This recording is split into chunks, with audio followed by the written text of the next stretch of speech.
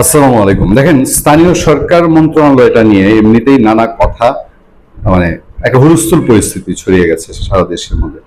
বিশেষ করে স্থানীয় সরকার প্রতিমন্ত্রী মীর শাহে আলম, তার কর্মকাণ্ড নিয়ে নানানভাবে নানান কথা উঠছে। তারকে নিয়ে সমালোচনামূলক আহ, খবর প্রকাশের অভিযোগে তার মামলায় না, তার পক্ষে অন্য আরেকজনের মামলায় সাংবাদিক জেলে গেছে।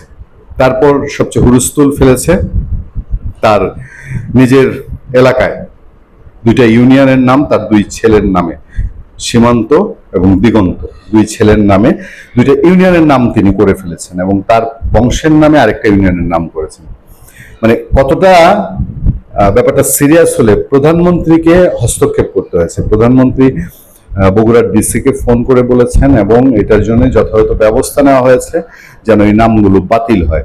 হয়রেজ মীর শাহে আলম তিনি নিজে সংসদে দাঁড়িয়ে এটার পক্ষে যে কাকতালীয়ভাবে ঘটেছে এরকম একটা ব্যাখ্যা দেওয়ার চেষ্টা করেছেন, যে তার দুই ছেলের নামের ইউনিয়নটা এটা কাকতালীয়ভাবে হয়ে গেছে। এরপরে খবর আসে তার নামে আরেক স্কুলের নামকরণ করা হচ্ছে। আচ্ছা, এটা না হয় বাদিয়ে দিলাম, বলা হয়েছে যে মীর শাহ আলম নিজেই ডিও লেটার দিয়ে শিক্ষা দপ্তরকে বলেছেন যে তার নামে যেন কোনো স্কুলের নামকরণ না করা হয়। কিন্তু ওইটা করতে গিয়ে আরো যেটা বের হয়ে আসলো যে ইতিমধ্যে তার নামে প্রায় 10টা প্রতিষ্ঠানের নামকরণ করা হয়েছে।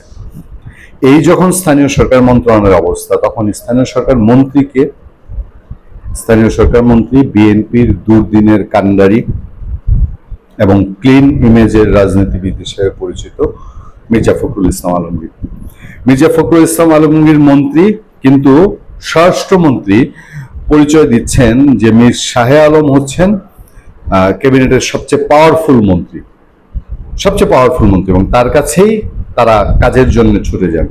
তার মানে কি মির্জা ফখরুলের কাছে যান না? মির্জা ফখরুল কি মন্ত্রণালয়ে কম গুরুত্বপূর্ণ, যে এই মন্ত্রণালয়ে কাজ করতে হলে সাউদ্দিন আহমেদকেও মির্জা ফখরুলের কাছে না গিয়ে মীর শাহ আলমের কাছে যেতে হয়? এই প্রশ্নগুলো তো উঠতেই পারে। যাক, বাংলাদেশে ক্ষমতায় গেলে রাজনীতিবিদরা বহু আওলা কথা বলে। এই আওলা কথাগুলো আমরা আওয়ামী লীগ আমলে বহু শুনেছি, তাদের দিন পুরনো হয়েছে, তাদেরকে আর পুরনো করে রেফারেন্স দিয়ে আনতে চাই না। বহু শুনেছি, বাংলাদেশের মানুষ বহু ত্যক্ত বিরক্ত হয়েছে। কিন্তু মির্জা ফখরুল ইসলাম আলমগীরের মতন একজন দায়িত্বশীল এবং গ্রহণযোগ্য মানুষ, তিনি ক্ষমতার চেয়ারে বসে যদি তার কথাবার্তা প্রশ্ন তোলা লাগে, তাহলে এর চেয়ে ইল্লাক আর কিছু হতে পারে না। দুর্ভাগ্য, এই জাতির দুর্ভাগ্য। এ নিয়ে আজকে আমাদের আলোচনা। দর্শক, আমাদের সাথেই থাকবেন। আমাদের চ্যানেল যারা এখনো সাবস্ক্রাইব করেননি তাদেরকে সাবস্ক্রাইব করার জন্য অনুরোধ করছি। আমাদেরকে লাইক দিয়ে, কমেন্ট দিয়ে আমাদের পাশে থাকবেন। মির্জা ফখরুল ইসলাম আলমগীর যে কথাটা বলছেন, কথাটাকে কতটা এটা তার জন্য কতটা মানানসই, যে 3 মাসে যে কাজ হয়েছে আওয়ামী লীগের 15 বছরেও তা হয়নি।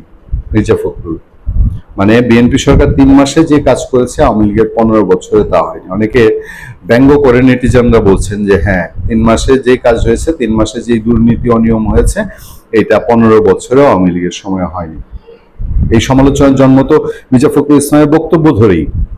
স্থানীয় সরকার, পল্লী উন্নয়ন ও সমবায় মন্ত্রী ও বিএনপির মহাসচিব মির্জা ফখরুল ইসলাম আলমগীর বলেছেন, আমাদের কাজ শুরু হয়ে গেছে। আপনাদের এলাকায় যত রাস্তাঘাট ও সেতু রয়েছে, ইনশাল্লাহ 5 বছরের মধ্যে সব সম্পন্ন করা হবে। 3 মাসে যে কাজ হয়েছে আওয়ামী লীগের 15 বছরেও তা হয়নি।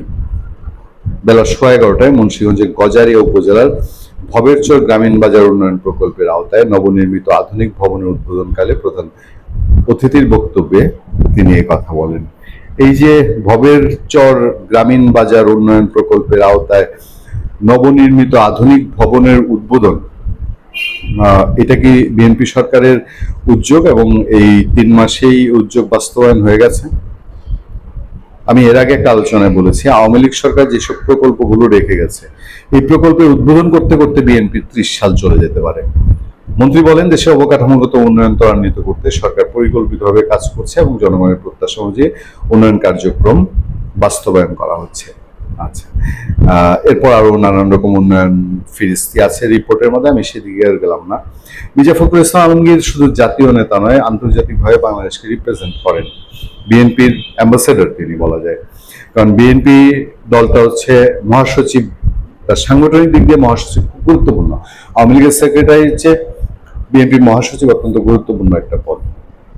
সেই পদে থেকে তিনি যখন বলছেন যে আওয়ামী লীগের 3 মাসে যে উন্নয়ন হয়নি, যে আওয়ামী লীগের 15 বছরে যা হয়নি বিএনপির 3 মাসে তা হয়ে গেছে, তখন বাইরের দেশে বা বাইরের মহলে অথবা বাংলাদেশের যারা মানুষজন আছেন তাদের মধ্যে কি আলাপ হবে? ধরেন এই যে এলিভেটেড এক্সপ্রেসওয়ে, হাইওয়ে, তারপরে পূর্বাচল, হাতিরঝিল, মেট্রো রেল, এইসবে যখন মানুষ চড়ে তখন নিজের অজান্তেই ইভেন বিএনপির লোকজনও বলে তো ফেলে মুখ ফুসকে যে শেখের বেটি আর যাই করে গেছে কাজগুলা। এই যে এই উন্নয়নগুলোকে কি মির্জা ফখরুল ইসলাম আলমগীর তাহলে খারিজ করে দিচ্ছেন? উনি কি ভুলে যাচ্ছেন যে পদ্মা সেতু নিয়ে ওনারা বা ওনার দল কি ধরনের বক্তব্য দিয়েছিলেন? এবং উনি নিজেই যখন পদ্মা সেতু ক্রস করেছিলেন প্রথমবার বরিশালে বিএনপির বিভাগীয় জনসভায় যোগ দেওয়ার জন্য, তখন এটা নিউজ হয়েছিল যে মির্জা ফখরুল ইসলাম আলমগীর পদ্মা সেতু পার হয়ে যাচ্ছেন, মানে কতটা সিগনিফিকেন্সি থাকলে।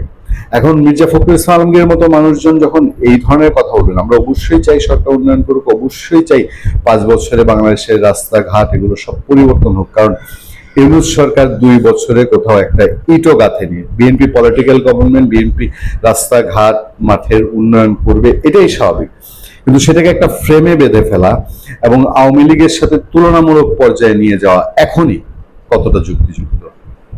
ভালো থাকবেন, সুস্থ থাকবেন। আপনাদের সাথে আমি আতিক রহমান, পূর্ণিয়া।